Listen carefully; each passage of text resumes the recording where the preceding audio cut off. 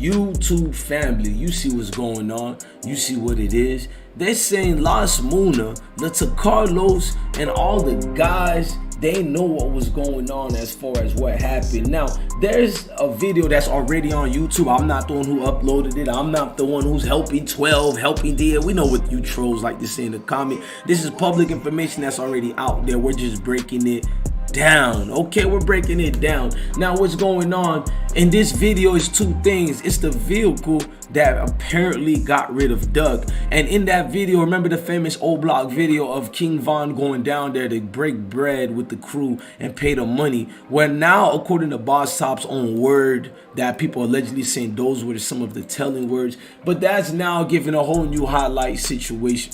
Is now showing that court paperwork document. We're gonna play that too and all that. Y'all hit that like button and notification bell as we break down this video of the reward money that they got. Shout out to the YouTuber Grind Mode Entertainment too for this information. Salute, in the room gang. as well.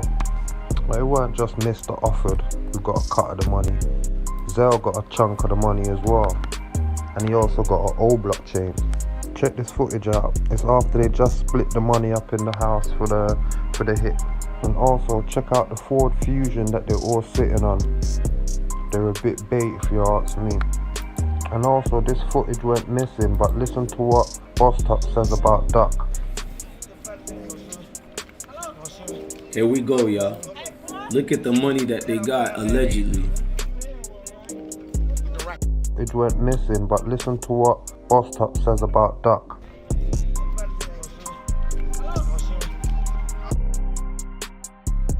I don't know. Now, let me get this out this way. I don't know if it's true or not. This is what it is, but this is what all of you guys sent to us. All of you guys been saying for the longest, all the YouTubers. We're just doing our journalistic duties to break it down. There ain't nobody giving a drop. Oh, you dry snitching. Bro, this shit got like 1 million views, bro. Different YouTubers till I count like 30 something already got it up. Now, what I'm doing is a discernment. This is allegedly. Everybody gets videos. Now, you guys can get mad at me, but they're in court saying that to Carlos and them, you feel me, and Los Mona, there's statements was being made and acknowledged being seen in the car. You can see the car right here in that video you see Boss Top in. I'm gonna rewind it before we get to the car part, and I want y'all to look at the money part as far as what was paid allegedly after FBG Doug lost his life in Chicago Gold Coast area while shopping in line.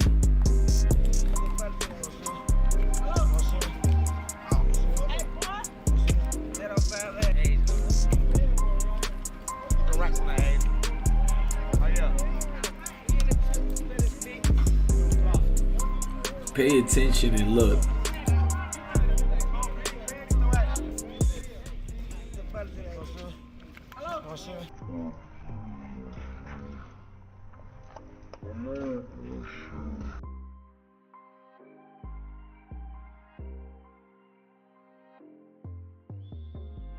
Now you can clearly see here the money that they allegedly got. Now, to be fair, old block heroes are superstars in their neighborhood. They give back. These are not some of the dudes you need to be being extra. Oh, do they give back to their communities? Yes, they give hella back to their communities. It could be anything with the income, but at the same time, people are saying because of the vehicle that was just used on the drill of, you feel me, the STL EBT FBG Duck, it's to the point that I gotta make you guys listen to the audio of the co-defendant Los Muna bond court hearing. Just listen to the leak of it and what they're saying about Duck and these guys in this video here, and tell me if this video don't match allegedly. Pay attention, gang. Mr. Offer did in fact return the vehicle shortly after the murder on August 4th. So I submit that the evidence against Mr. Offord is substantial in this case. And so, from the #1 rated brand in cordless. Now, you just heard this man say what he said. I'm gonna rewind it a little bit and let the rest play, and I need y'all to pay attention. Back returned the vehicle shortly after the murder on August 4th. So I submit that the evidence against Mr. Offord is substantial in this case.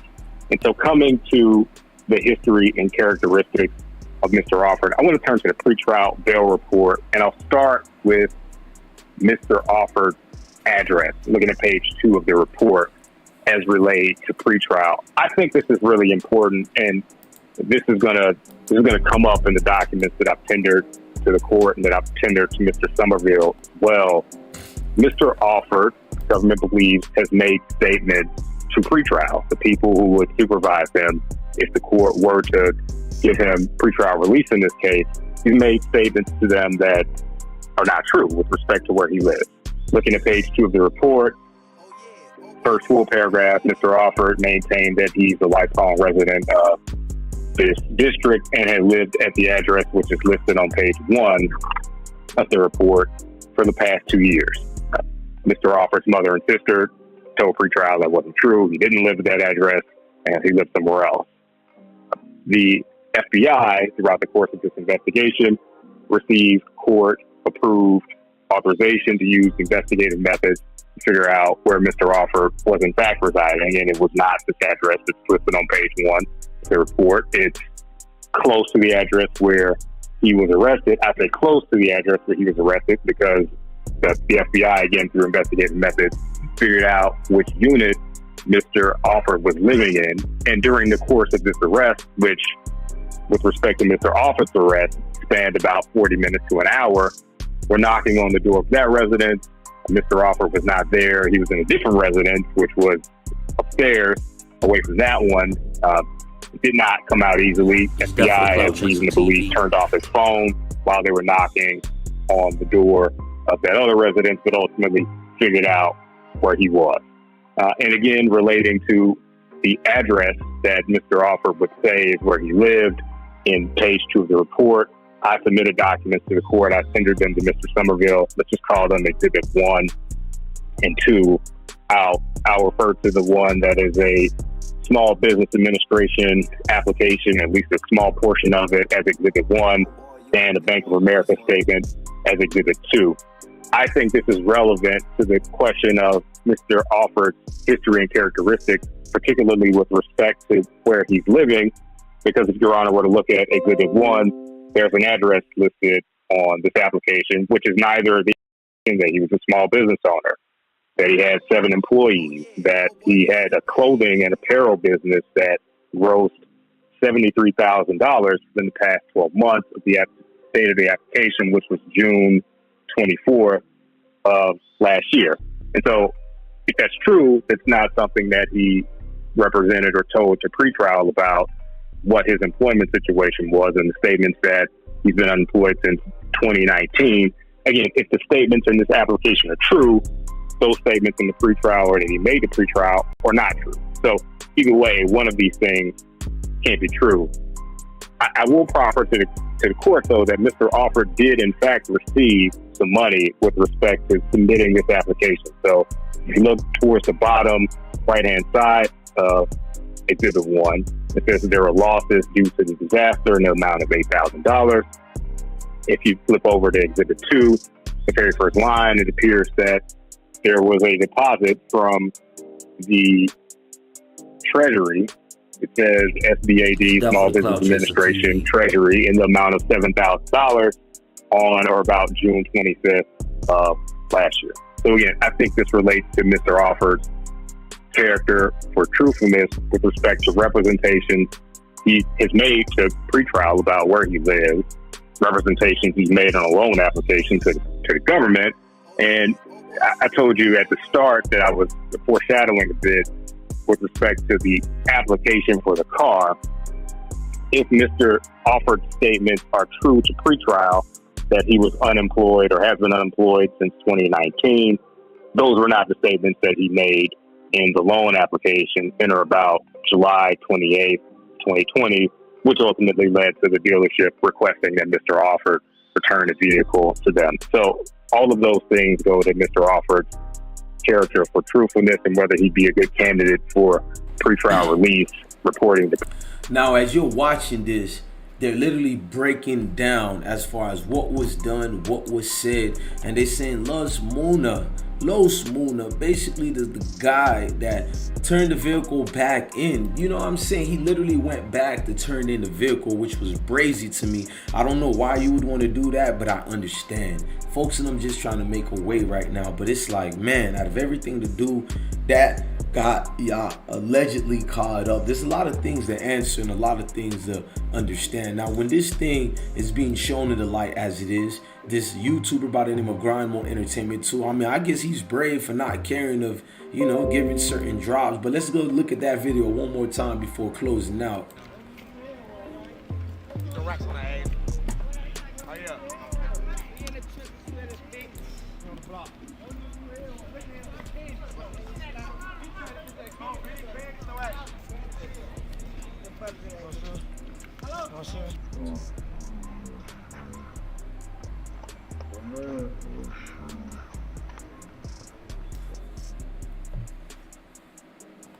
All I know, don't say that shit about Troy or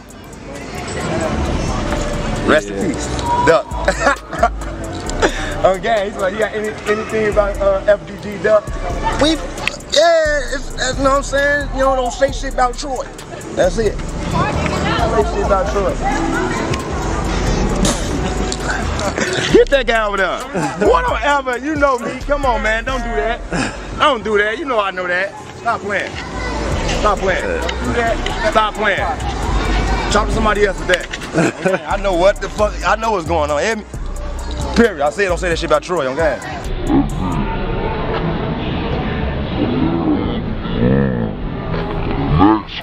Make sure you subscribe to I Smoke Hip Hop Live. Hit that like button, hit that notification bell. Come rock out with the most winningest team out here. I Smoke Hip Hop Live, ladies and gentlemen.